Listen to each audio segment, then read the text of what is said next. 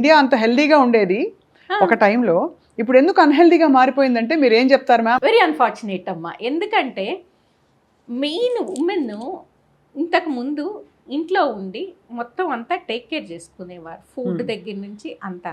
ఇంత అవైలబిలిటీ కూడా, food availability కూడా, ఇన్ని రెస్టారెంట్స్ ఇంత ఇది కూడా ఉండేది కాదు. సో బయటకు వెళ్ళడం కూడా తక్కువ.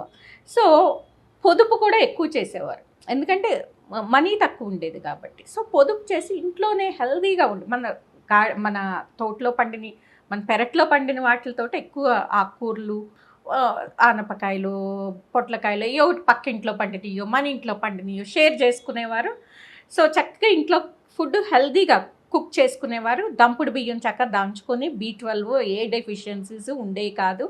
మంచి ప్రోటీన్ చక్కగా దాల్స్ అన్నీ మనకి పొలంలోనే పండాయి. కందిపప్పు, పెసరపప్పు అన్నీ చక్కగా తెచ్చుకునేవారు, వండుకునేవారు. రోజు దాల్ ముద్దపప్పుతో సహా అన్నీ చక్కగా రోజు చక్కగా మంచి హెల్దీ ఫుడ్.